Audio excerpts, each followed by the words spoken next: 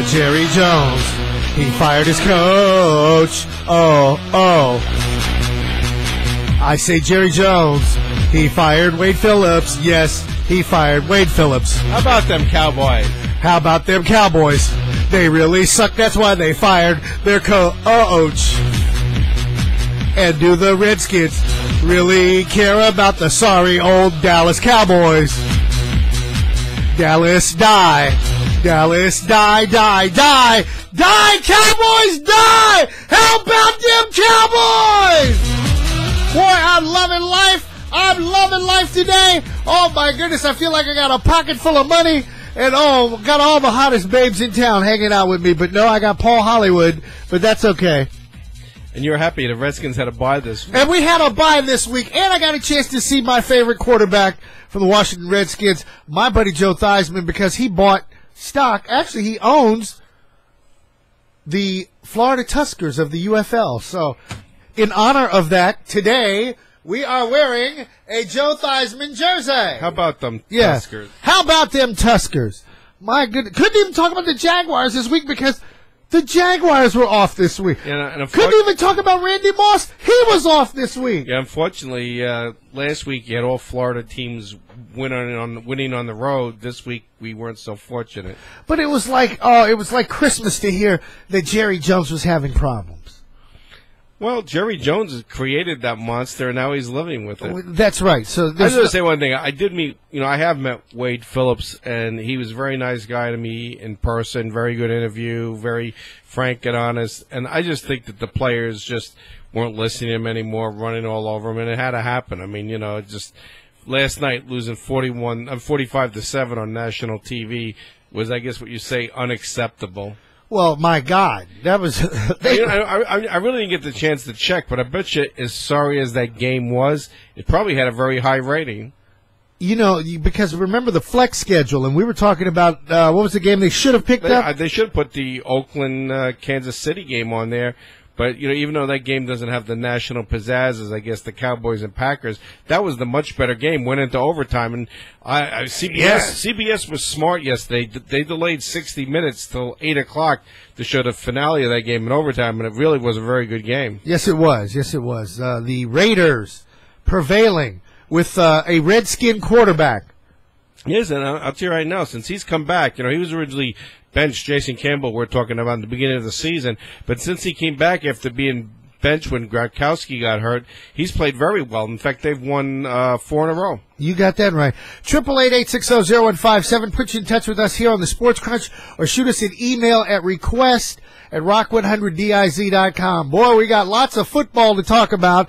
Let's stay on course with the Church of the NFL, Paulie. Okay, well, you want to talk about the local teams first, or you want to talk about national? Well, let's talk about the Bucs, because tomorrow night tomorrow afternoon, Oliver Gray with the Tampa Bay Buccaneers will be in studio, not to talk on the air, but to talk about the Buccaneers and our listeners possibly buying season tickets from the Bucs. So that means the Bucs are extending an olive branch now that Paul's favorite friend Jeff Camus is no longer with the team. I wonder if he ever hooked up with another NFL franchise. Probably the Bums, the L.A. Bums.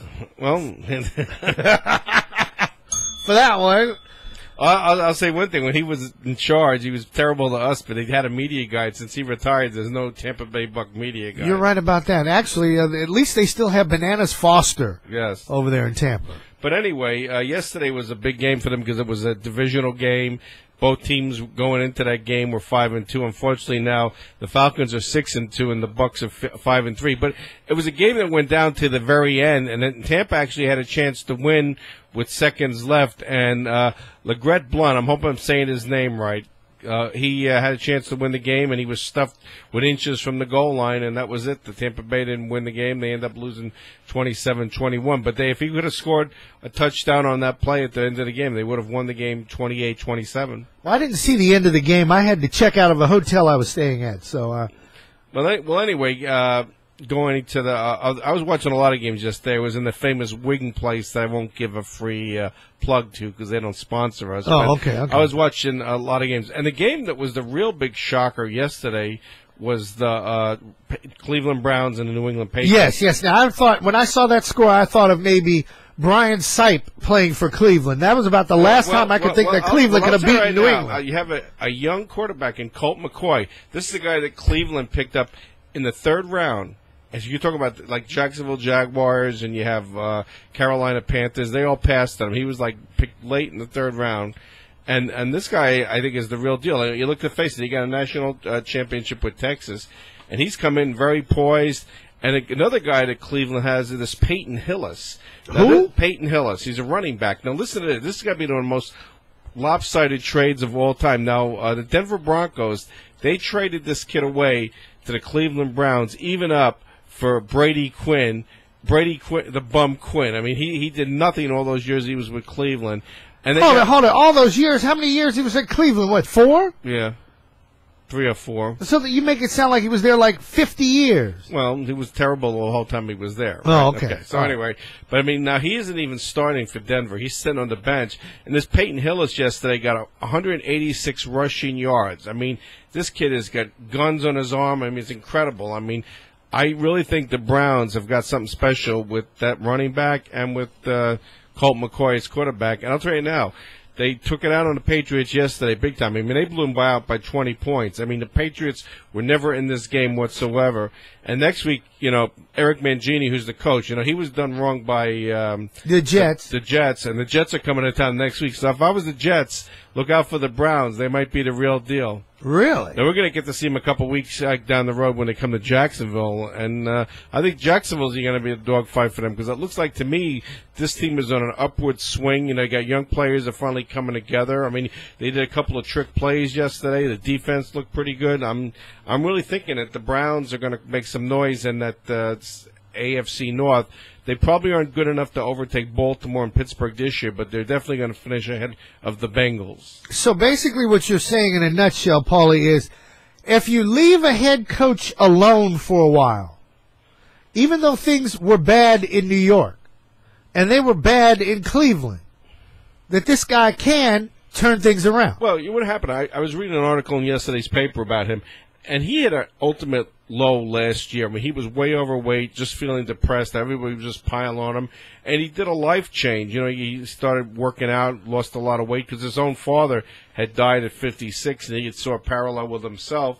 And I think Charlie just changed his whole lifestyle and thinking, and I think that's reflective of his team right now. Yeah, I like that. I think that, he's probably lightened up a little bit, and I think it's probably, he learned a lesson. Hey, when what do you call it? Bill Belichick first went to the Browns in the 90s. He was a terrible coach with them. They fired him.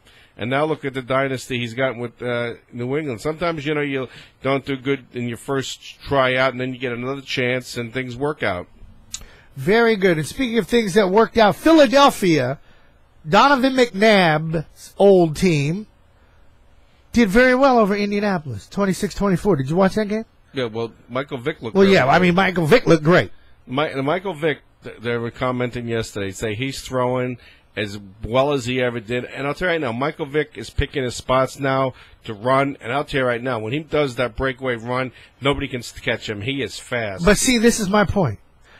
Us Americans are notorious for putting somebody up on a pedestal and then tearing them down. And putting them up on a pedestal and tearing them down. And then when that person gets back up on top for the second go-round, they're usually better than the first. Well, Michael Vick. So look at Michael Vick. I don't hear no dog people sitting up there saying nothing. No bow wow wow yippee-yo yippee-yay around here, people. Well, you can't do that forever. In fact, all these teams, if you think about it, nobody wanted to touch him. Like the team we covered, Jacksonville. Jacksonville should have got him. They didn't want. Nobody wanted to touch him. Like he they was thought like, he was like the pariah, player. Whatever. Yeah.